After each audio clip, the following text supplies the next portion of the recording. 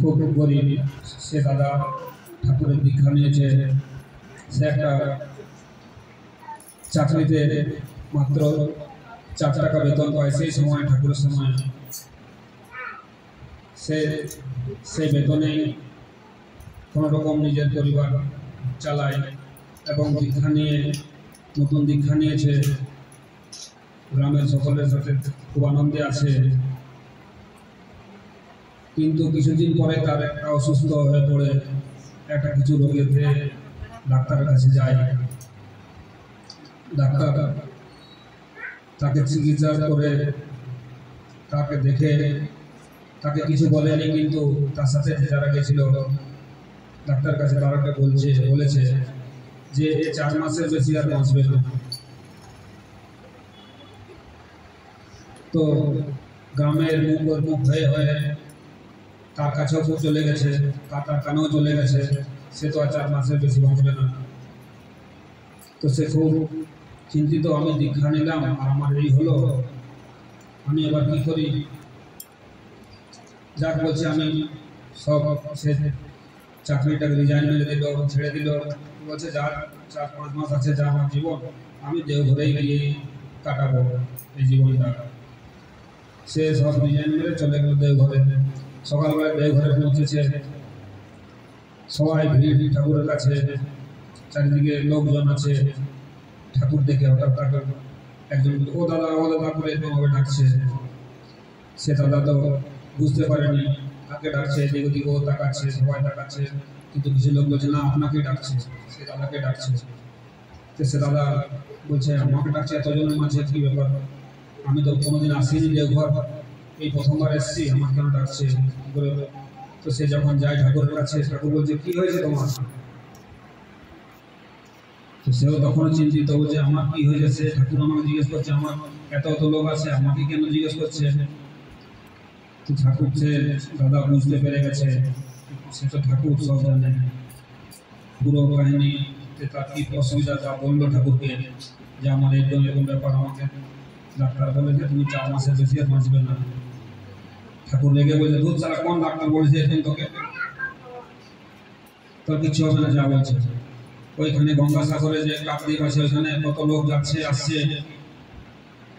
গঙ্গা স্নান করতে যাচ্ছে লোক। ওইখানে আমার কোনো আশ্রম নেই, তুই কালকেই বেরিয়ে যাও, এখানে একটা আশ্রম বানা, সেখানে আমাদের লোক যাবে, গঙ্গা স্নান করতে যাচ্ছে, অনেক অসুবিধা হচ্ছে, এখানে তুই একটা আশ্রম বানা, ওইখানে তোর কাজ হয়ে যায়। সে তো মহা চিন্তিত হয়ে গেল, বলছে আমার 4 টাকা মাইনে, আমি চাকরি যে করতাম সেটাও ছেড়ে দিলাম, আমি ওখানে কি আশ্রম বানাবো। সে প্রণাম করে ঠাকুরকে বেরিয়ে খুব কাঁদছে বাইরে। সবাই দেখে ঠাকুর বলছে কী হলো দাদা আপনার এরকম কেন কাঁদছেন। বলছে আমি তো মহাবিপদে পড়ে গেলাম, আমি ঠাকুর কাছে প্রথমবার এলাম, আমাকে তার কাজে দিয়ে দিল এখানে আশ্রম বানাতে। তারা তো খুব মনে মনে হাসছে। আরে বলছি দাদা, বলছি আপনার তো খুব সৌভাগ্য, দাদা ঠাকুর বলেছে মানে কাজ নিশ্চয়ই হবে। কিছু লোক দাদা ওকে কিছু পয়সা দিল, অনেক দাদা পয়সা দিল। আবার সে পয়সা নিয়ে বুঝতে পারছে যে কিছু একটা হবে, এই পয়সাটা যা সে ওখানে পেল, তো সে চলে গেল সেই কাকদ্বীপ গঙ্গাসাগরের ওখানে। ওখানে গিয়ে খোঁজাখুঁজি করছে এদিক ওদিক জায়গা, তো একটা ভালো জায়গা পেল, সে পয়সা দিয়ে জায়গাটা কিনে নিল। সে সবাই জিজ্ঞেস করছে এখানে কি হবে, তাদেরকে বলছে এখানে একটা আশ্রম তৈরি হবে, এখানে অনেক লোক আসে, এখানে অনেক অসুবিধা হয় লোকের, তো এখানে একটা আশ্রম হবে। তো অনেকেই বলছে খুব ভালো কাজ, অনেক আরও পয়সা কিছু দিল লোকে। সে করতে করতে এখানে পুরো একটা বাউন্ডারি ওয়ালও হয়ে গেল। ধীরে ধীরে ধীরে ধীরে ওখানে পুরো বাউন্ডারি ওয়ালের কাজ শেষ হয়ে গেল। সে দাদা ভাবছে এখন গিয়ে ঠাকুরকে বলি একবার, এতটা কাজ তো হয়ে গেল, এখন আগে কি করব। সে দাদা পরের দিনই আবার সে দেওঘরে পৌঁছায়। সেখানে পৌঁছে গিয়ে ঠাকুরকে বলছে, ঠাকুরকে কি বলবে, ঠাকুর জিজ্ঞাসা করছে তোমার শরীর কেমন। সে মানে চমকে উঠলো, বলছে আমার শরীর, সে 5-7 মাস পেরিয়ে গেছে, ও বলেছিল 4 মাসে বাঁচবো না। হ্যাঁ দাদা, ঠাকুর ঠিকই আছে আমার শরীর, ঠিক আছে যাও এখানে আরো মন্দির বানাও, আরো কাজ করো এখানে। মানে বলার মানে এই ঠাকুরের মানে এখানে যে কথাটা হলো, সে নিজের যে ডাক্তার বলেছিল 4 মাসে বেশি বাঁচবে না, সে 1 বছর হয়ে গেল সেই ঠাকুরের কাজে লেগে আছে। সে সুন্দর কাজ মানে নিজেকে, ওর নিজের যে শরীরে কি আছে সে ভুলে গেছে, ঠাকুরের কাজে লেগে আছে, ঠাকুর নিজে বাঁচিয়ে নিয়ে যাচ্ছে। তো কথাটা হচ্ছে যে ঠাকুরের কাজে যদি আমরা থাকি লেগে, তাহলে আমাদের যতই মানে অসুবিধা সুবিধা থাকবে, সে কীভাবে পেরিয়ে যাবে সেটা ঠাকুর জানে, আমরা কিছু জানি না। তো এইভাবেই আমরা সকলে ঠাকুরকে ধরেছি। ঠাকুরের এইরকম ছোট মানে সৎসঙ্গগুলোতে যে আমরা খবর পাই, সৎসঙ্গে গিয়ে আনন্দ করি, এতে আমাদের অনেক গ্রহ দোষ কেটে যায়। খুব সুন্দরভাবে আমরা মানে আমাদের জীবন কেটে যায় আনন্দের মধ্যে দিয়ে। এরকম শুধু এই কথাটা নয়, এরকমই একবার গুয়াহাটি আশ্রমে বর্দা গেছেন এক ডাক্তার, নতুন নতুন ডাক্তার হয়েছে, সে পেশেন্টকে দেখছে। রাত 10টা বাজে একটা বাচ্চা, ছোট বাচ্চাকে তার বাবা নিয়ে এসছে ডাক্তারের কাছে। সে নতুন নতুন ডাক্তার হয়েছে, ডাক্তার সে ওষুধ এরকম মানে ওষুধ দিয়ে পাঠিয়ে দিয়েছে ঘরে। তো হঠাৎ ওইখানে বর্দা আশ্রমে বসে আছেন, সেদিনই গেছেন বর্দা। তো 12টার সময় বর্দা বলছে, আরে ডাক্তারবাবু কোথায় আছে, ওই ডাক্তারকে দেখা যাচ্ছে না কেন, ওকে ডাক। তো সবাই মানে আশ্রমে যারা ওই গুয়াহাটি মন্দিরে যারা আছে সবাই দেখছে যে হঠাৎ এখন ডাক্তারকে কেন চাইছে বর্দা। তো বর্দা আবার বললো না, ওকে এখনই ডেকে নিয়ে কোথায় আছে। তো সে ডাক্তার মানে সেই ডাক্তারকে ডাকতে গেল কিছু ভাই দাদারা, ডাক্তারকে ডেকে আনলো ঘরে, ঠাকুরের কাছে বর্দার কাছে। বর্দাকে প্রণাম করে যখন উঠছে বলছে, আপনি যে বাচ্চাকে এখন দেখলেন বলছে বাড়িতে ট্রিটমেন্ট করলেন, ওকে ইমিডিয়েট ডাকো চেম্বারে, আর ওকে ইমিডিয়েট ওকে রেফার করুন বড় হাসপাতালে। কেন দাদা কী হয়েছে, আমি ওসব কিছু শুনবো না, তুমি যাও এখনই যাও, ওই বাচ্চাটাকে ডাকো, বাবা ডাকো, ওকে রেফার করো বড় হাসপাতালে। তো সে ডাক্তারবাবু গিয়ে বাড়িতে আবার ওকে ডাকলো, রাত 2টোর সময় ডাক্তার আসলো, ওই পেশেন্ট আসলো, আবার সেই পেশেন্টকে নিয়ে বললো যে তুমি বড় হাসপাতাল নিয়ে যাও। সে আবার মানে বাচ্চারা শরীরটা ভালো নেই, এটা বললো ঠিক আছে, সে বড় ডাক্তার কাছে থানায় নিয়ে গেল। পরের দিন সকালবেলায় সেই ডাক্তার আবার আসলো। ডাক্তার বলছে, ঠাকুর আপনি আমাকে রাতভর এমনি করালেন, আমি তো কিছুই বুঝতে পারছি না, আপনি কি আমার রুমে এত সব এত বাচ্চাটাকে এমনি করালেন। হ্যাঁ ঠিক আছে, বলছে তুমি নতুন নতুন ডাক্তার হয়েছে তো আমি চাই না তোমার, বলছে তোমার প্রথম ট্রিটমেন্টে একটা খারাপ মানে হোক, লোকে অবিশ্বাস আসে তোমার প্রতি, সেই জন্য তো তোমাকে আমি এমনি বললাম। দেখা গেল ওই সেই দিনের মধ্যে বাচ্চাটা মারা গেল। কিন্তু ঠাকুর এই যে আচার্য, এই যে আমাদের বড়দা, এই যে আমাদের আচার্য, তাদের মধ্যেও এখন ঠাকুর আছেন, তারাও এখন সেইরকমভাবে মানে অন্তর্যামী, তারাও বুঝতে পারে, সব কিছু ইয়ে করতে পারে। যাই হোক, আমরা ঠাকুরকে ধরেছি, এরকমভাবেই আমরা ঠাকুরকে নিয়ে তাকে বিশ্বাস করে এগিয়ে চলবো। আর ঠাকুরের প্রতি যে প্রেম ভালোবাসা, সেটা সবসময় আমাদের মধ্যে রাখবো। আর সৎসঙ্গে এসে আমরা ঠাকুরের কথা শুনে ঠাকুর কি চাইছেন আমাদের থেকে, সেটা আমরা এই সৎসঙ্গের মধ্যে বুঝতে পারবো। যদি আমরা ঠাকুর সৎসঙ্গে বসি, তাহলে এরকমভাবে ঠাকুরের কথা শুনে আমরা ঠাকুরকে, তার প্রতি একটা প্রেম আসবে, ভালোবাসা আসবে, তাকে খুব বিশ্বাস করে চলবো।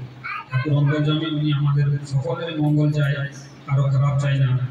তো তাই আমি আর বেশি কিছু বলবো না।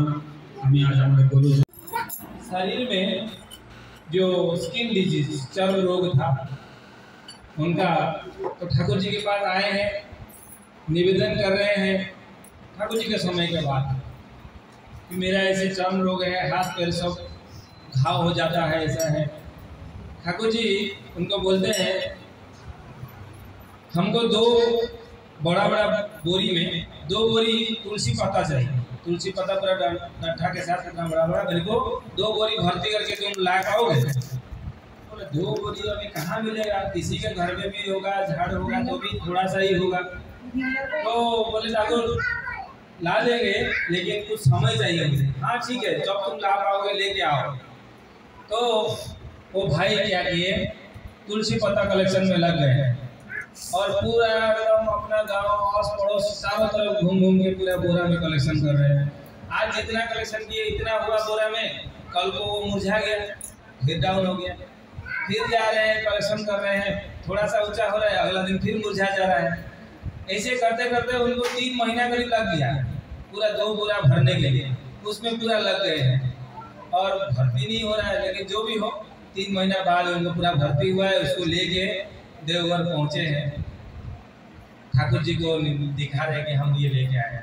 ठाकुर जी देख के बहुत खुश हुए, बढ़िया है, और तुम्हारा जो घाव था उसका क्या हुआ? तो वो फील कर रहा है कि सही में मेरा तो घाव और है नहीं, उसका जो पीड़ा था वो तो कम हो गया। ठाकुर जी हमारे सब हल हो गए। तो ठाकुर जी बोलते हैं कि उसका जो कारण था पीछे कि तुलसी पत्ता में हम लोग का एंटीसेप्टिक गुण है, बहुत सारा शरीर का वो जो खराबी है उसको भी ठीक कर देता है। तो उनको ऐसे को काम में दे दिए कि उनका दवाई अपने आप उसी काम में ही हो गया। और एक प्रैक्टिकल एग्जाम्पल हम लोग का अभी का केस है, ये 5-6 साल पहले का बोल रहे हैं। उड़ीसा के ही एक गुरु भाई, रिटायरमेंट आदमी, नौकरी खत्म हो गया, इष्ट काम कर रहे हैं। तो उनका क्या हुआ, हाथ में एक घाव हुआ था, एक हाथ में एक घाव हुआ था, वो घाव सूख नहीं रहा है। काफ़ी सारा दवाई दिखा है, ट्रीटमेंट करवा रहे हैं, वो घाव हो सकता है डायबिटीज हो गया होगा थोड़ा थोड़ा, तो उसमें वो ट्रीटमेंट ठीक नहीं हो रहा है। बहुत दुखी थे। तो ऐसे ही आचार्य उस समय दादा थे, उनके पास निवेदन किए। तो दादा पूछ रहे हैं कि आपका वहाँ का केंद्र का काम कितना तेजी से चल रहा है। वो घाव का बात निवेदन कर रहा है, लेकिन वो बोल रहे हैं आपका केंद्र का काम कैसे चल रहा है? हाँ दादा चल रहा है, सब ठीक ठाक है ना, एक तो डेट दे दिए, उस दिन का उत्पादन नहीं होगा, आप लोग लग जाएंगे। अब वो अपना घाव का निवेदन कर रहे थे, लेकिन उनको दे दी एक तो जिम्मेदारी, वो आ गया, बोल के उठ के आ गए और पूरा जोरों शोर से काम में लग गए। उन केंद्र का काम चल रहा था, पूरा काम हुआ, उसके बाद बाउंड्री वॉल का काम हुआ, डेट पूरा नज़दीक आ गया है, सब कुछ ठीक ठाक। उनका दादा आने का टाइम है और कुछ ही दिन बाकी है, 3-4 दिन, खाली पेंटिंग का काम बाकी था, चूना लगाना है, बाउंड्री से चूना लगाना है। तो आखिरी दिन में वो जो मंदिर के केंद्र का तो सब चूना वूना हो गया था, लेकिन बाउंड्री चूना नहीं हो पाया था। और अचानक से जो आदमी लोग जो रखा गया था चूना का काम के लिए, वो लोग आया ही नहीं। और कल को दादा आएंगे, पूरा बाउंड्री चूना ही नहीं हुआ। तो ये लोग जो गुरु भाई लोग थे बोले कि नहीं, और कुछ हो नहीं सकता, हम लोग को खुद लगना पड़ेगा।